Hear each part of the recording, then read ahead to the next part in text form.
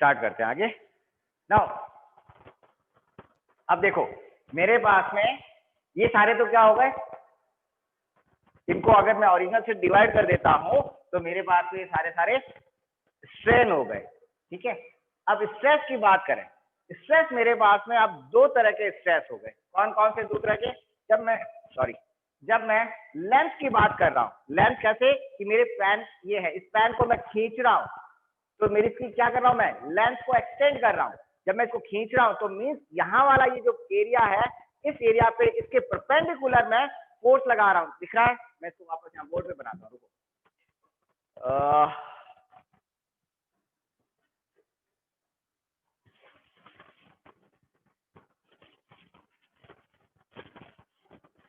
अब स्ट्रेस की मैं बात कर रहा हूं और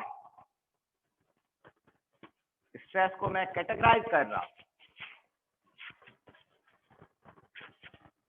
अगर आपको ये आज वाला लेक्चर समझ में आ गया ना तो आपने पूरी यूनिट समझ ली, फिर यूनिट में कुछ भी बाकी नहीं रहा। मेरे पास में ये एक लेंथ, एक रॉड है, फिलहाल मैंने इसको क्यूबॉइड शेप में बनाया है।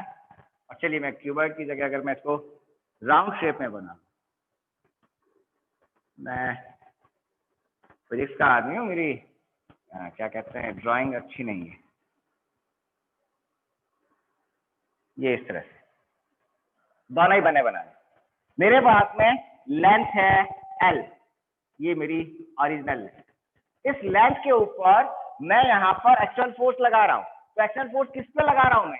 ये जो प्लेन है, ये जो वर्टिकल प्लेन है, इसके ऊपर मैं एक्सटर्नल फोर्स अप्लाई कर रहा हूँ, है ना। एक्सटर्नल फोर्स से मैं इसको खींच रहा हूँ या इस एक्सटर्नल फोर्स से मैं इसको दबा रहा हूँ।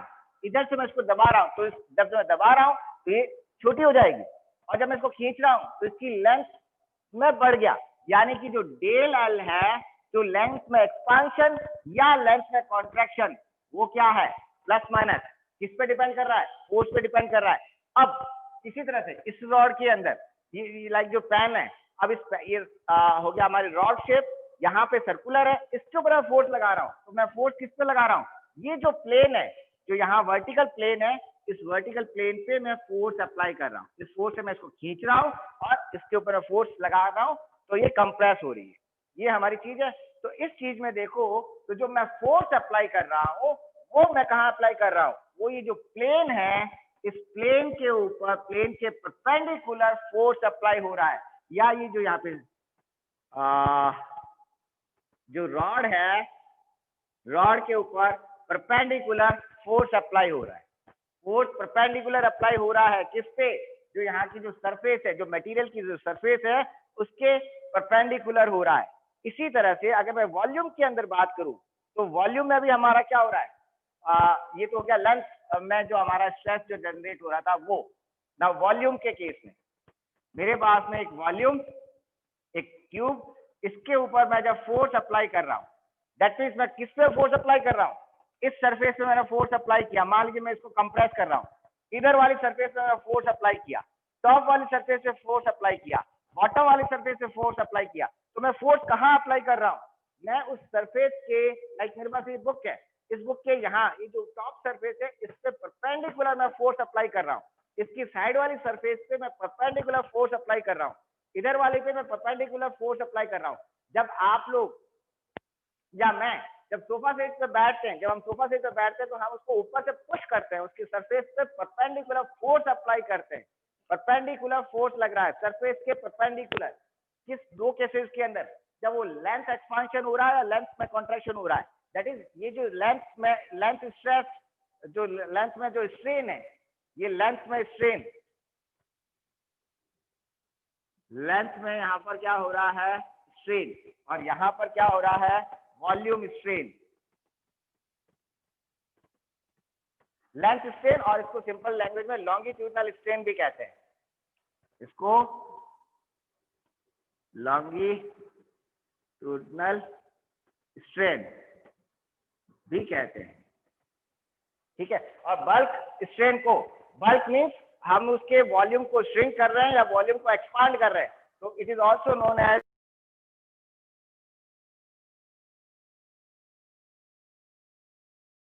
आपको देखना पड़ेगा। Audio video both are not coming. अब देखो,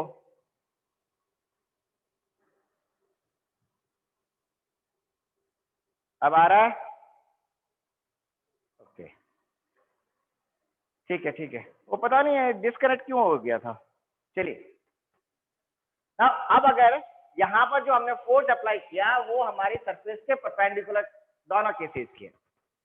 तीसरा केस, हमने यहाँ पे तीन तरह के अभी तक डिफॉर्मेशन देखे थे, तीन तरह के हमने स्ट्रेन देखे हैं। कौन सा स्ट्रेन? लेंथ में strain, that is longitudinal strain, और लेंथ स्ट्रेन जिसको कह सकते हैं। दूसरा था हमारा वॉल्यूम में, उसका वॉल्यूम हम कम कर रहे हैं या वॉल्यूम हम एक्सपांड कर रहे हैं, वॉल्यूम स्ट्रेन या बल्क स्ट्रेन। और तीसरा जो हमने देखा था वो क्या था? वो जो मैंने रॉड वाला केस बताया था। इस रॉड में मैंने यहां पर इसकी लोअर सरफेस पे यहां पर मैंने फोर्स अप्लाई किया और ऊपर वाले को फिक्स रखा। मैंने यहां पर अप्लाई किया है, यहां अप्लाई नहीं किया, यहां उसके अप्लाई किया है और उसको मैं ट्विस्ट कर रहा हूं। जब इसमें ट्विस्टिंग हुई तो ये मेरे पास में रॉड में ऊपर वाला सिरा फिक्स रहा, नीचे वाला सिरा आगे, थीटा ट्विस्टिंग हुई। या दूसरा इसका और एक जो मैंने दूसरा बनाया था, मैंने बॉक्स लिया, उसकी नीचे वाली सरफेस फिक्स है और अपर सरफेस के ऊपर मैंने फोर्स अप्लाई किया। तब क्या हुआ? ये सरफेस मेरी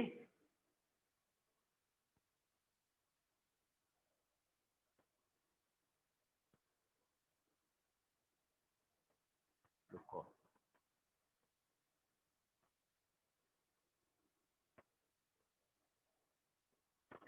भूल ही जाता हूँ डायग्राम बनाने। ये था मेरा ओरिजिनल,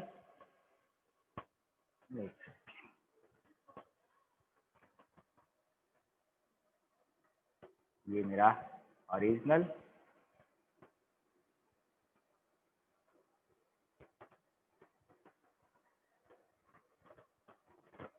अब जब मैंने इसको फोर्स अप्लाई किया ऊपर वाली सरफेस आगे की तरफ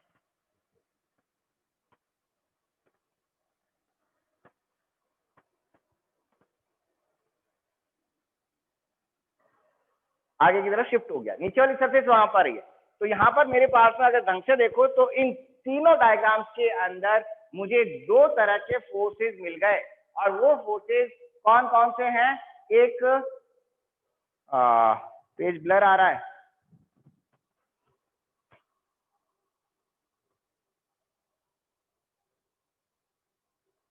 अब देखना,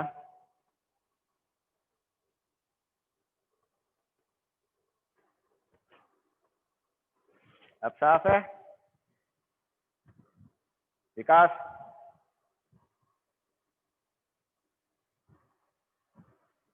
चलो, जब मैंने अब यहाँ पे दो तरह के फोर्स मेरे सामने आ गए। कौन कौन सा फोर्स? पहला जो सरफेस के परपेंडिकुलर है, जो मेरा क्रॉस सेक्शनल एरिया है, क्रॉस सेक्शनल के प्रोपोर्शनल। कौन कौन से केस में?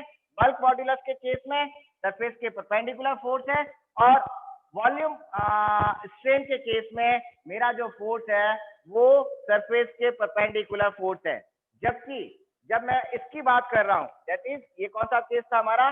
बेंडिंग जिसके अंदर हो रही है, ट्विस्टिंग जिसके अंदर हो रही है, या इसको कहते हैं बेंडिंग और ट्विस्टिंग को हम कहते हैं, क्या कहते हैं? शियर। बेंडिंग और इसको कहते हैं shear, this is known as shearing.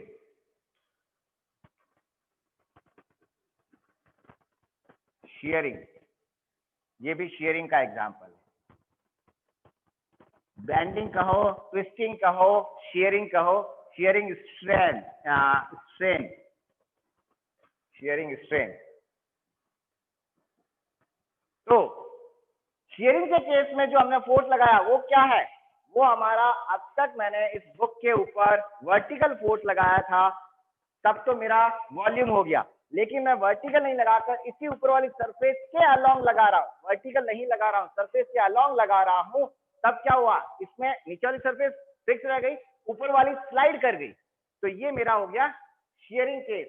और बेंडिंग केस, ट्विस्टिंग केस, तो यहाँ पर मैं जो फोर्स है, फोर्स मीन्स जो हमारा स्ट्रेस है, उस स्ट्रेस को दो कैटेगरीज में डिवाइड कर सकता हूं। स्ट्रेस को दो कैटेगरीज में डिवाइड कर सकते हैं। कौन कौन सी कैटेगरी? पहला, perpendicular to the cross sectional area, perpendicular to cross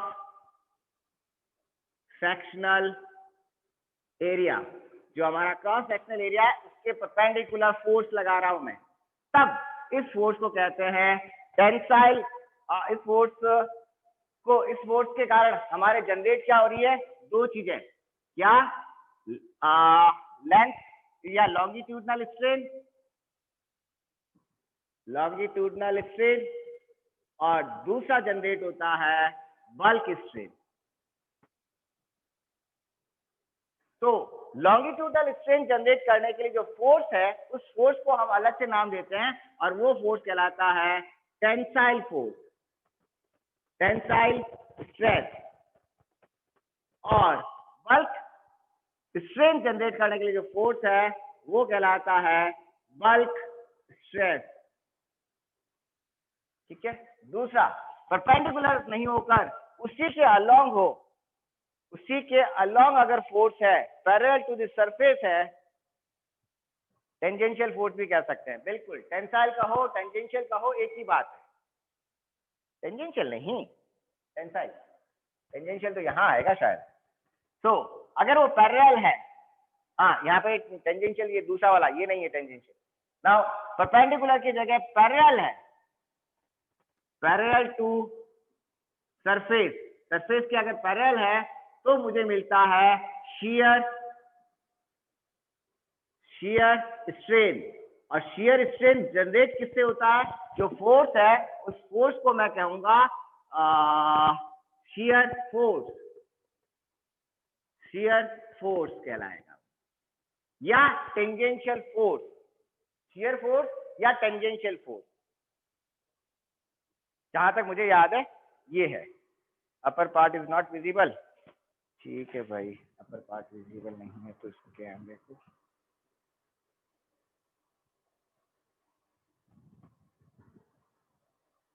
अब देख लो।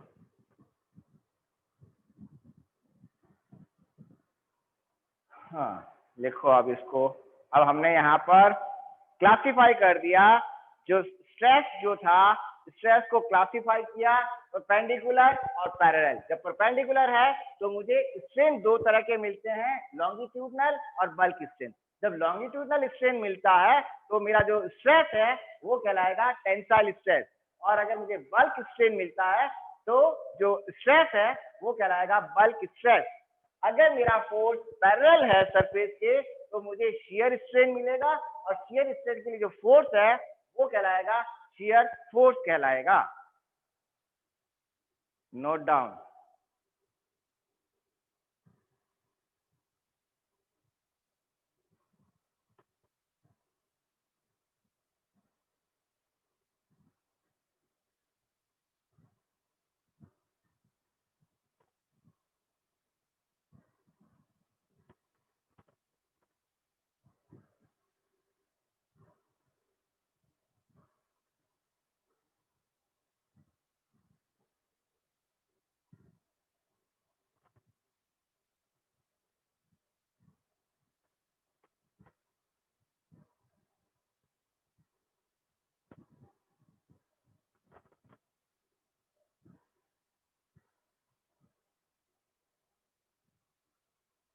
Done, good good.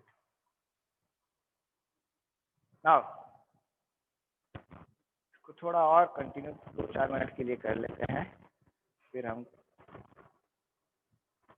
इसको आज की मीटिंग को क्लोज करते हैं। अब हम यहाँ पे क्या कर रहे हैं? फोर्स अप्लाई कर रहे हैं, और फोर्स के कारण क्या जनरेट हो रहा है?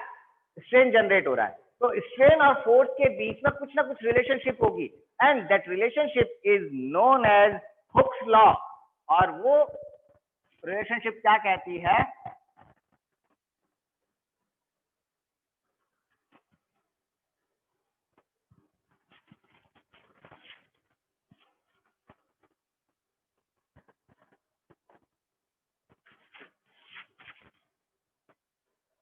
वो रिलेशनशिप, उस लॉ को हम आगे और डिटेल में करेंगे। हुक्स लॉ, और हुक्स लॉ क्या कहता है, strain is directly proportional to stress के डायरेक्टली प्रोपोर्शनल होता है।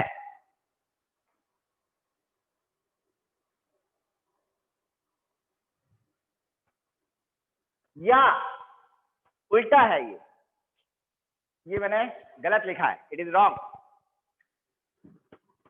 ये रॉन्ग है। क्यों रॉन्ग है? रॉन्ग इसलिए है कि हम जिसको समझ रहे हैं ना, अब तक हम पूरा जो मैंने अभी तक बताया वो एक गलत सेंस में मैंने बताया था। क्या मैंने गलत सेंस में बताया? मैंने ये कहा कि मेरे पास में एक रबर है, इस रबर के ऊपर मैंने फोर्स अप्लाई किया और फोर्स अप्लाई करने से इसकी लेंथ मेरी चेंज हो गई। बिल्कुल सही बोला यहां तक मैंने। लेकिन जैसे ही मैं इस फोर्स को यहां से रिमूव करता हूं, ये वापस रबड़ अपनी शेप में आ जाता है। इसका मतलब क्या हुआ?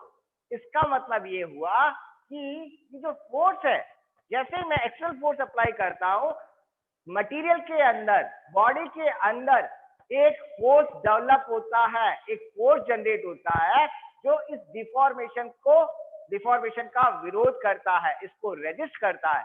और जो इंटरनल फोर्स है, वो फोर्स इसको अपनी वापस ओरिजिनल शेप में लाने की कोशिश करता है। Internal force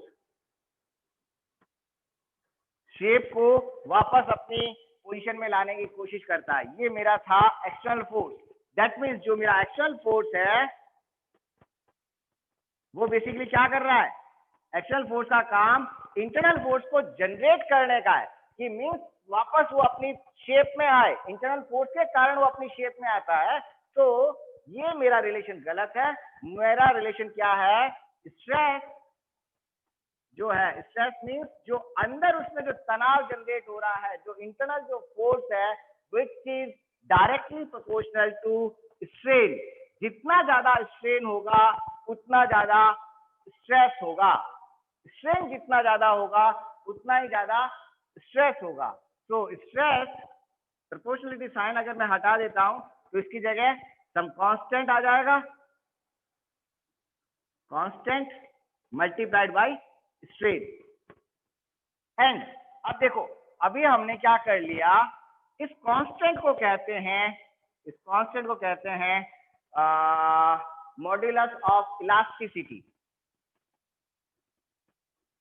modulus of elasticity,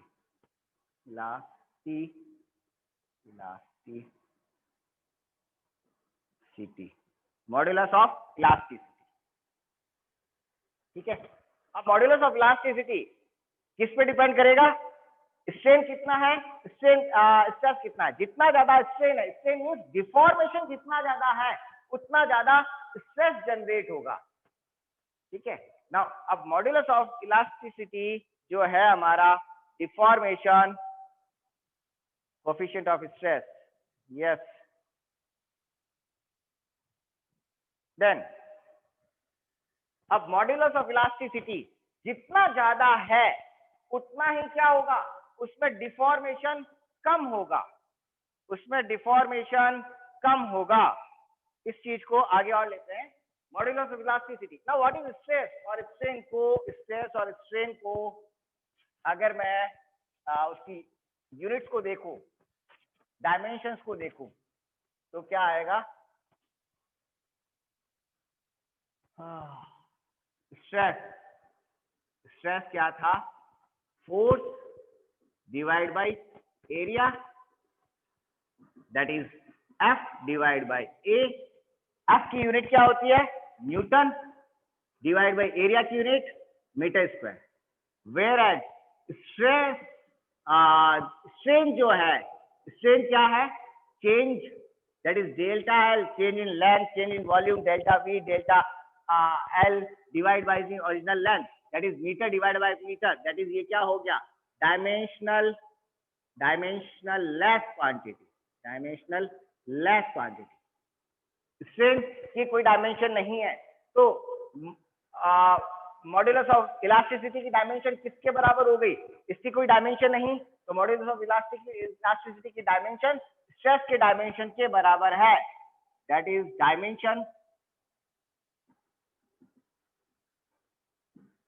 dimension of modulus of elasticity is equal to किसके? या यूनिट की बात कर लो ना, डायमेंशन तो निकाल लो आप लोग। Unit of modulus of elasticity is newton metre minus newton per metre square. इसके डायमेंशन हुए, इसकी यूनिट हुई, हाँ पास्कल कह सकते हो। ओके, पास्कल हम प्रेशर में काम में लेते हैं। So this is over for today. Note down कर लो इसको। From tomorrow we will continue with the individual। अलग अलग हमारे पास में स्ट्रेन 3 तरह के हैं, स्ट्रेस 2 तरह के हैं। तो अब इनसे अलग अलग मॉड्यूलस ऑफ इलास्टिसिटी की हम बात करेंगे कल की क्लास में। आज की क्लास यहीं तक। यस, डायमेंशन आ गया m l-1 t-2। डायमेंशन है m l-1 t-2। होपफुली ये सही होगा। विकास ने बताया ना? हाँ विकास ने बताया, मेरे हिसाब से सही है। वापस तो देखना पड़ेगा, बट आप इसको लिख लो, मेरा टाइम हो गया, मुझे दूसरी क्लास भी लेनी है। आप चाहो तो इसका वो ले लो स्क्रीनशॉट, फिर लिख लेना, या फिर आप उससे लिख लेना। मैं मीटिंग क्लोज कर रहा हूँ, वीडियो से देख के लिख लेना। Okay, close the meeting. Should I? जल्दी जल्दी जल्दी।